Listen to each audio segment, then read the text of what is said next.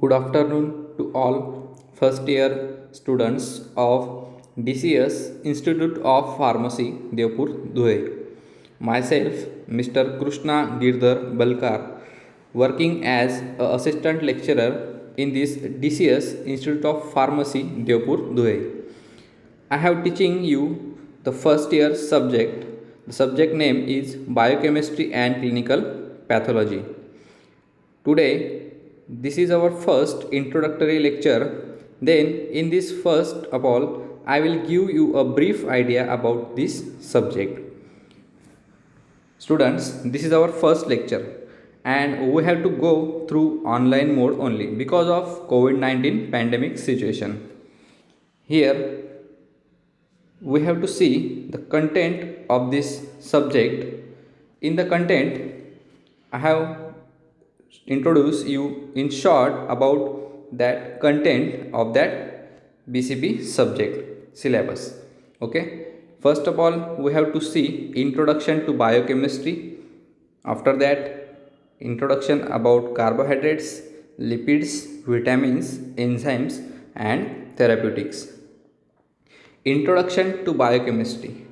Students, introduction to biochemistry, in that I have to teach you the introduction. What is biochemistry? Biochemistry means what? It is the branch of science. ही काय एक सायन्सची branch आहे which deals with the study of chemistry of living matter. The living matter is made up of few basic elements that combine to form a great variety of molecules that includes carbon, hydrogen, oxygen, nitrogen, phosphorus and sulfate etc. Biochemistry काय मित्रांनो?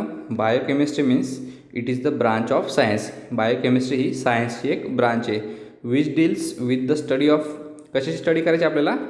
About the chemistry of living matter.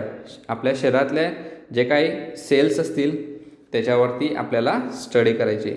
The living matter is made up of few basic elements. आपल्या बॉडीमधले जे काही living matter आहे ते कशाच्या याच्याने तयार झाले आहेत? फ्यू बेसिक एलिमेंट्सने that combine to form a great variety of molecules. त्याच्यात कुठले कुठले मॉलिक्युल्स इन्क्लूड झालेत मग?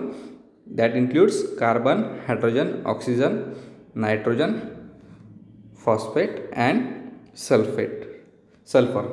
Okay, after that next slide. Biochemistry काय ते आपण पाहूयात.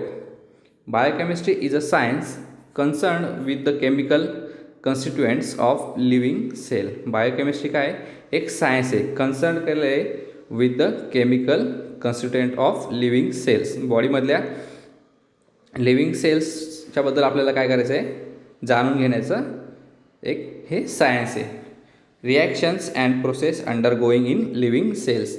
आणि अजून काय सांगितलं आहे? रिॲक्शन्स अँड प्रोसेस म्हणजे काय? बॉडीमध्ये काही रिॲक्शन्स होत असतील किंवा काही प्रोसेस होत असेल undergoing in living cells. Living सेल्समधल्या रिॲक्शन्स आणि प्रोसेसचं आपल्याला काय करायचं? स्टडी करायचं आहे. While pathology is a branch of biology science.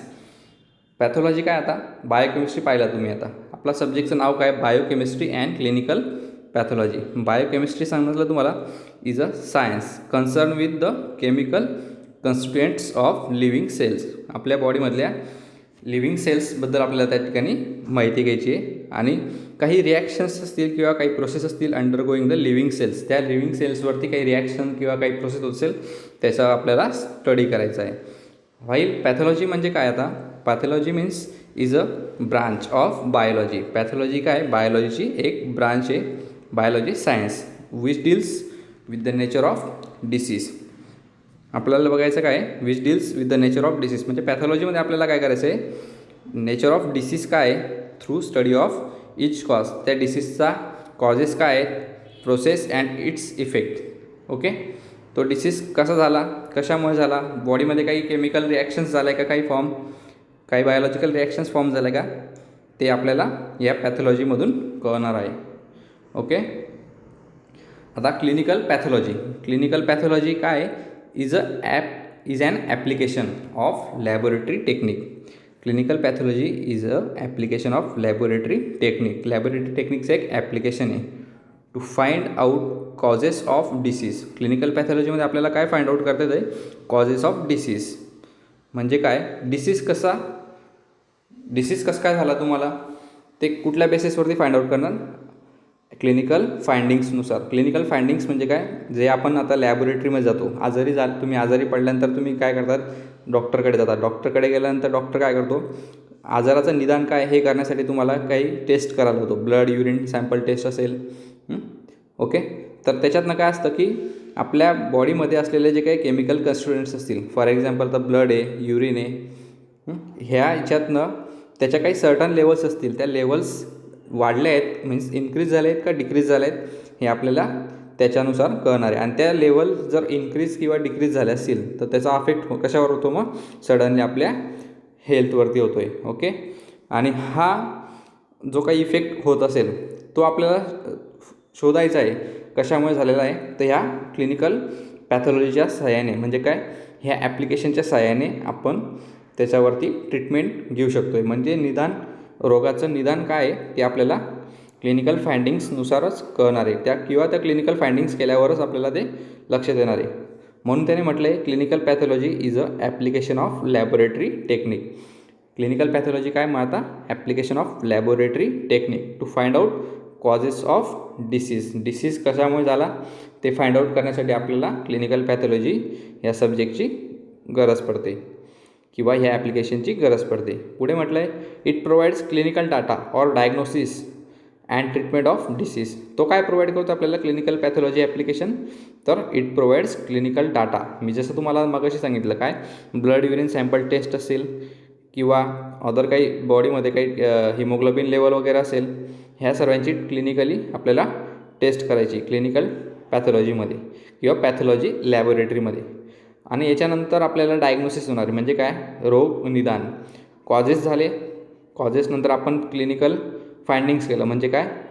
लॅबोरेटरीमध्ये आपल्याला डॉक्टरने जी चिठ्ठी दिली असेल, या टेस्ट करून आणा.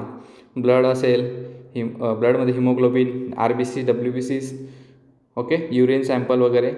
तर ह्या सगळ्या टेस्टच्या फाइंडिंग्सनुसार किंवा टेस्टमध्ये जो रिझल्ट्स आपल्याला ऑप्टिमाइज झालेला आहे त्या रिझल्ट्सनुसार आपल्याला त्याच्यावरचं त्या आजाराचं निदान कळतं आहे. त्याला आपण म्हणतो डायग्नोसिस. म्हणजे काय? रोगाचं निदान होणं. And treatment of disease. आणि पुढे डॉक्टर काय करतात? मग त्या क्लिनिकल डाटानुसार किंवा जो काही फाइंडिंग्स असेल लॅबोरेटरी फाइंडिंग्सच्या डाटानुसार आपल्याला मेडिसिन्स देत असतात की जेणेकरून बॉडीमध्ये जी काही लेवल कमी असेल झालेली किंवा जास्ती असेल किंवा काही कुठं इफेक्ट झाला असेल तो इफेक्ट जो असेल तो कमी व्हायला पाहिजे किंवा जो काही त्रास असेल तो त्याच्यातनं आपल्याला बरं वाटायला पाहिजे. म्हणून डॉक्टर आपल्याला काय करतात? ट्रीटमेंट देतात. ओके. नेक्स्ट आता determination of chemical constituents of various body fluids such as blood, serum, urine. Clinical पॅथॉलॉजीमध्ये काय मी तुम्हाला जे सांगितलं आता काय डिटर्मिनेशन ऑफ केमिकल कन्स्टिट्युएंट्स जे आता आपण डिस्कस केला होता मगाशी तेच की केमिकल कन्स्टिट्युएंट्स जे आहेत बॉडीमध्ये भरपूर केमिकल कन्स्टिट्युएंट्स असतात. त्या सर्व केमिकल कन्स्टिट्युएंट्सचं आपण डिटर्मिनेशन करतो आहे या क्लिनिकल पॅथॉलॉजीमध्ये. Determination of chemical constituents of various body fluids such as blood. कशाचं स्टडी करतो आहे आपण आता? त्याच्यात ब्लड, सिरम असेल, त्याच्यानंतर युरिन. आलं लक्षात तुम्हाला सर्वांना? नेक्स्ट आहे clinical pathology are useful in diagnosing various clinical conditions. Clinical pathology ही एक युजफुल ॲप्लिकेशन आहे किंवा टेक्निक आहे in diagnosing various clinical conditions. Like कुठली क्लिनिकल कंडिशन्स आपल्याला डायग्नोज करण्यासाठी? तर like diabetes mellitus. Diabetes mellitus माहिती आहे सर्वांना. तर त्याच्या फाइंडिंग्स असतील किंवा काही जॉईंट असेल, गाऊट एक्सेट्रा, हे काही आजार असतील. या आजारांच्या संदर्भात आपल्याला याचा फार मोठा उपयोग करता येतो. कशाचा? क्लिनिकल पॅथॉलॉजी डिपार्टमेंटचा. आलं लक्षात? पुढे म्हटलं आहे all of this are caused by different factors which affect biochemical mechanisms in cell or in body. काय म्हटलं आहे बघा, all of this are cause. ह्या सगळ्या गोष्टी कुठल्या कुठल्या? डायबिटीस मेलिटस असेल, जॉईंटिस असेल, गाऊट असेल किंवा अदर काही डिसीज असतील. हे सर्व all of this are caused by different factors. हे सर्व कॉज झाले कशामुळे? By different factors which affect biochemical mechanism. बॉडीमधल्या बायोकेमिकल मेकॅनिझमवरती त्याचा अफेक्ट पडलेला आहे. आणि त्या बायोकेमिकल मेकॅनिझममध्ये काहीतरी सडनली अफेक्ट झाल्यामुळे त्याचं मेकॅनिझम जे असेल ते चेंज झालं. कशाचं मेकॅनिझम? सेल्स किंवा बॉडीमधल्या काही पेशी. सेल्स मीन्स काय? पेशी. तर याच्यामध्ये काहीतरी अफेक्ट झाला असल्यामुळेच आपल्याला काय होतं आहे, त्या ठिकाणी तो आजार वगैरे असेल तो आपल्याला होत असतो. आलं लक्षात? आता आपण बघणार आहोत ह्या सिलेबसमध्ये काय आहे ते आपण आता स्टडी करूया. In this syllabus we have to study and understand the role of protein. आपल्याला काय बघायचं आहे? Role of protein. प्रोटीन काय मित्रांनो? Proteins are essential nutrients for the human body. Protein काय? एक इसेन्शियल न्यूट्रिएंट आहे फॉर ह्युमन बॉडीसाठी. They are one of the building blocks of body tissue. काय? One of the building blocks of body tissue and can also serve as a fuel source. बॉडीमध्ये एक इंधनसारखं ते काम करते. प्रोटीन हा मसल्सला buildup होण्यासाठी म्हणा, एनर्जी मिळण्यासाठी आपल्या बॉडीमध्ये महत्त्वाचा घटक असतो. पुढे म्हटलं आहे पॉलिपेप्टाइड्स. पॉलिपेप्टाइड्स काय? Polypeptides consisting 2 or more amino acids. Polypeptides हे 2 किंवा 2पेक्षा जास्ती अमायनो ॲसिड्स मिळून तयार झालं आहे. Amino acids make up polypeptides. Amino acids make up काय करतात? पॉलिपेप्टाइड्सला तयार करतायत, which in turn make up proteins. आता अमायनो ॲसिड्स काय ते समजून घ्या. Amino acids are organic compounds that contain amine, that is NH2 group.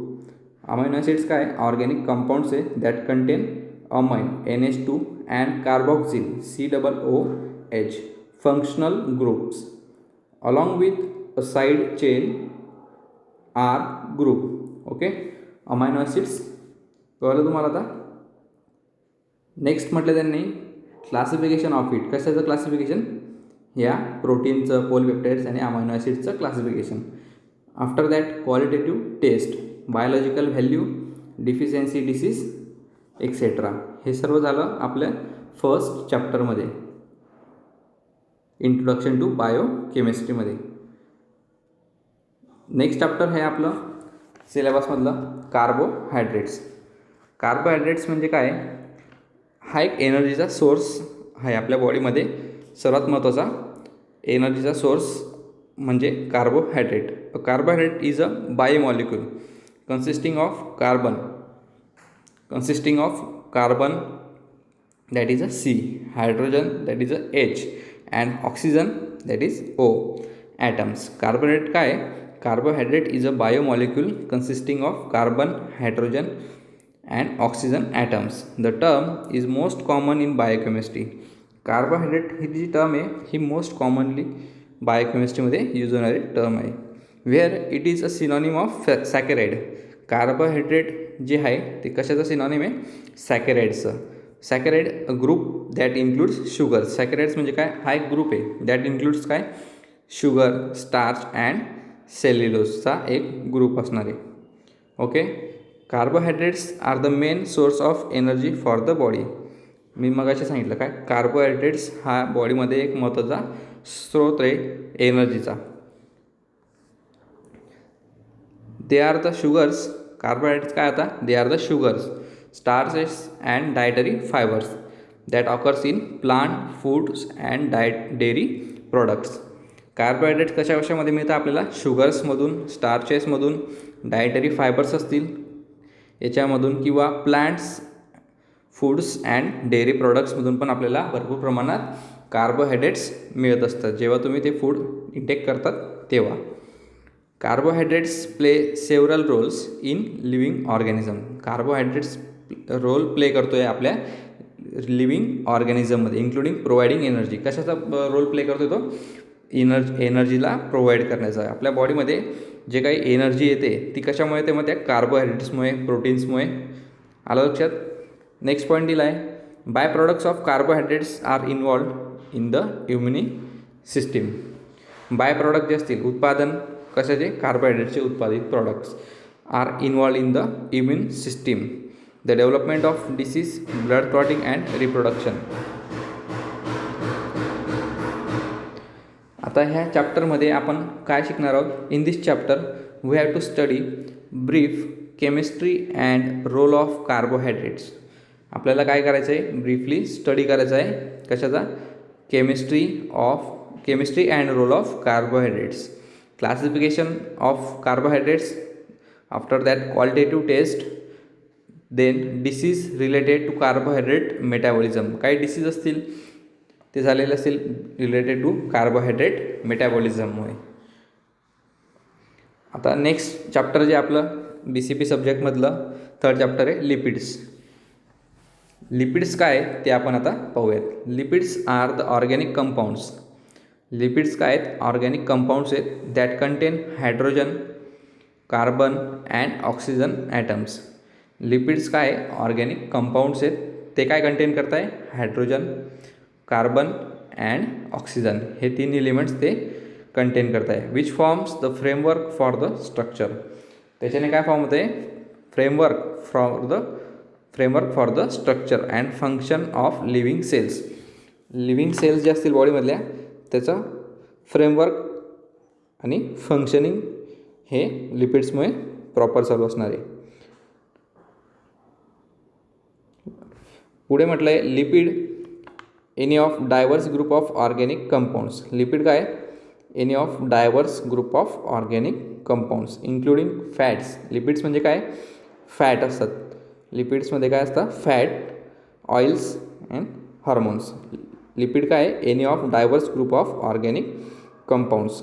Organic कंपाऊंड्सचा एक डायव्हर्स ग्रुप आहे, इन्क्लुडिंग त्यात काय सांगितलं आपण आता, fats, oils and hormones. These molecules yield high energy. Yield म्हणजे काय, तर उत्पन्न होणे. ही काय करताय, लिपिड्स काय करताय, इल्ड हाय एनर्जी. आपल्या शरीरात हाय एनर्जी उत्पन्न करतायत किंवा उत्पादित करताय. And are responsible for different functions within the human body. आणि रिस्पॉन्सिबल कशासाठी आहे, फॉर डिफरंट फंक्शन्स. बॉडीमध्ये काही अदर फंक्शन्स जे चालतात आपल्या बॉडीमधले, त्या फंक्शन्सला इल्ड होण्यासाठी म्हणजे उत्पन्न होण्यासाठी ते महत्त्वाचे ठरतात. काय, लिपिड्स. लिपिड्स पुन्हा एकदा सांगतो, लिपिड्स काय, this molecules yield high energy. ते काय करतात, बॉडीमध्ये हाय एनर्जी प्रोव्हाइड करतात. अँड आर रिस्पॉन्सिबल, आणि ती हाय एनर्जी रिस्पॉन्सिबल करते for different functions within the human body. बॉडीमधल्या डिफरंट फंक्शन्सला वाढवण्यासाठी किंवा त्या फंक्शन्सला चालण्यासाठी एनर्जी प्रोव्हाइड करायचं काम करते. आता या चॅप्टरमध्ये आपण काय बघणार आहेत, in this chapter we have to study brief chemistry and role of lipids. या चॅप्टरमध्ये आपल्याला काय करायचं आहे, ब्रीफली स्टडी करायचं आहे कशाचा, chemistry of lipids and the role of lipids. After that classification of it, qualitative test, then disease related to lipids metabolism. Disease जे असतील ते कशामुळे झाले ते आपल्याला बघायचे आहेत ह्या चॅप्टरमध्ये. आपलं नेक्स्ट चॅप्टर असणार आहे आता सिलेबसमधलं विटॅमिन्स. विटॅमिन्स काय, the vitamins means the word vitamin comes from Latin word. Vitamin हा जो वर्ड आहे कशातनं आलेला आहे, आपल्याला लॅटिन वर्डमधून तो आलेला आहे. Vitamins life. Okay. Vitamins are a group of substances that are needed for normal cell function. Vitamins काय, are a group of substances. अशा सबस्टन्सेसचा एक ग्रुप आहे, तो काय करतो आहे, that are needed for normal cell functioning. आपल्या बॉडीमधल्या सेलचं फंक्शनिंग नॉर्मली होण्यासाठी तो महत्त्वाचा घटक ठरतो. किंवा ग्रोथ अँड डेव्हलपमेंट. काय, सेलचं फंक्शनिंग प्रॉपरली व्हायला हवं, त्याची ग्रोथ व्हायला हवी आणि त्याची डेव्हलपमेंट, ह्या सर्व गोष्टींसाठी विटॅमिन्स हे महत्त्वाचे घटक आपल्या बॉडीमध्ये कारणीभूत ठरतात किंवा विटॅमिन्स हे असणं गरजेचं असणार आहे. पुढे म्हटलं आहे vitamins are chemicals found in very small amounts in many different foods. Vitamins काय, are chemicals found in very small amounts in different foods. बऱ्याच फूड्समध्ये व्हेरी स्मॉल अमाऊंटमध्ये विटॅमिन्स हे इन्क्लूड असतात. आता विटॅमिन्स चॅप्टरमध्ये आपल्याला काय बघायचं आहे ते पाहूया. In this chapter we have to study brief chemistry and role of vitamins and coenzymes. आपल्याला काय करायचं आहे या चॅप्टरमध्ये, विटॅमिनची केमिस्ट्री बघायची आहे, त्याचे रोल्स असतील ते बघायचे आहेत, म्हणजे काय विटॅमिनचा रोल आपल्या बॉडीमध्ये काय ते आपल्याला पाहायचं आहे, आणि कोएन्झाईम्सचा केमिस्ट्री अँड रोल. पुढे म्हटलं आहे role of minerals and water in life process. विटॅमिनसोबतच मिनरल्स, व्हायटॅमिन्स अँड मिनरल्स हे आपल्या बॉडीमध्ये खूप महत्त्वाचे घटक असतात. आलं लक्षात. नेक्स्ट चॅप्टर आहे आपलं सिलेबसमधलं एन्झाईम्स. एन्झाईम्स काय मित्रांनो, enzymes are proteins that act as a catalyst. Enzymes काय, प्रोटीन्स आहेत आपल्या बॉडीमधले, ते कसं ॲक्ट होत आहेत म्हणजे काय, act as a catalyst. Catalyst means उत्प्रेरक फॉर बायोकेमिकल रिॲक्शन्स. आपल्या बॉडीमध्ये काही बायोकेमिकल रिॲक्शन्स व्हायला कशामुळे होत आहेत त्या reactions, because of enzymes are proteins. Enzymes काय, प्रोटीन्स आहेत that act as a catalyst. ते उत्प्रेरक म्हणून आपल्या बॉडीमध्ये बायोकेमिकल रिॲक्शन्स घडून आणण्यासाठी कारणीभूत ठरत आहेत. नेक्स्ट पॉईंट आहे अ substance produce by living organism. Enzymes म्हणजे काय अजून आपण बघूयात. अ substance that produce by living organism. आपल्या बॉडीमधल्या लिव्हिंग ऑर्गॅनिझमपासून प्रोड्यूस होणारा एक सबस्टन्स आहे. लिव्हिंग ऑर्गॅनिझमपासून प्रोड्यूस होणारा सबस्टन्स काय आहे, enzymes, which act as a catalyst. तो काय होतो आहे, ॲक्ट ॲज अ कॅटॅलिस्ट म्हणजे काय, उत्प्रेरक म्हणून तो बॉडीमध्ये ॲक्ट होते. To bring about a specific biochemical reaction. बॉडीमध्ये काही स्पेसिफिक बायोकेमिकल रिॲक्शन घडवून आणण्यासाठी तो एन्झाईम महत्त्वाचा रोल प्ले करणार आहे. पुढे नेक्स्ट पॉईंटमध्ये दिलं आहे most enzymes are 3 dimensional globular proteins. Enzymes हे 3 डायमेन्शनल ग्लोब्युलर प्रोटीन्स आहेत. इन ब्रॅकेट म्हटलं आहे टर्शरी अँड क्वाटर्नरी स्ट्रक्चर. त्याचं स्ट्रक्चर कसं असणार आहे, टर्शरी अँड क्वाटर्नरी. ओके. या चॅप्टरमध्ये आपल्याला काय पाहायचं आता, in this chapter we have to study brief enzymatic action factor affecting on it. Enzymatic action काय आहे आणि त्याच्यात कुठले कुठले फॅक्टर्स अफेक्ट करतात एन्झायमॅटिक ॲक्शन होण्यासाठी, प्रोड्यूस होण्यासाठी, ते आपल्याला या चॅप्टरमध्ये पाहायचं आहे. ओके. आपलं लास्ट चॅप्टर आहे BCP सब्जेक्टच्या सिलेबसमधलं, ते आहे थेरॅपेटिक्स. थेरॅपेटिक्स म्हणजे काय, उपचारात्मक. याचा मिनिंग लक्षात घ्या, उपचारात्मक. Therapeutics means in a medicine the branch that deals specifically with the treatment of disease and the art and science of healing. Healing means काय, उपचार. म्हणजे काय, जर थेरॅपेटिक्स म्हणजे काय, आपल्याला काय होतं थेरॅपेटिक्समध्ये काय मिळणार आहे, उपचारात्मक उपचार मिळणार आहेत. बरोबर. पुढे म्हटलं आहे in pharmacology therapeutics accordingly refers to the use of drugs and the method of their administration in treatment of disease. फार्माकोलॉजीमधलं म्हटलं आहे therapeutics accordingly refers to the use of drugs. थेरॅपेटिकमध्ये काय होतं, यूज ऑफ ड्रग्स. ड्रग जेव्हा त्याची action produce करेल बॉडीमध्ये, त्यावेळेस ती ॲक्शन जी असेल ती प्रोड्यूस झाल्यानंतर आपल्या बॉडीमध्ये काही थेरॅपेटिक इफेक्ट मिळणार आहे. उपचार घेतल्यानंतर त्याचा काही इफेक्ट मिळणार आहे. तो इफेक्ट हा नेहमीच चांगला असेल किंवा काही वेळेस ड्रग्सचा डोस जर कधी इन्क्रीज असेल बॉडीमध्ये झालेला, तर त्याचा पण इफेक्ट हा आपल्या बॅड इफेक्ट हा होऊ शकतो आहे. आलं लक्षात. या चॅप्टरमध्ये आपण काय बघणार आहोत, in this chapter we have to study introduction to pathology of blood and urine. आपल्याला या चॅप्टरमध्ये काय करायचं आहे, we have to study introduction to pathology. पॅथॉलॉजीचं इंट्रोडक्शन पाहायचं आहे ऑफ ब्लड अँड युरिन, ब्लडचं आणि युरिनच्या बद्दल. नेक्स्ट पॉईंट दिला आहे lymphocytes. Lymphocytes and platelets their role in health and disease. Lymphocytes काय आता ते पाहूयात. Lymphocytes means these are a type of white blood cells. Lymphocytes काय, व्हाईट ब्लड सेल्सचा एक टाईप असणार आहे.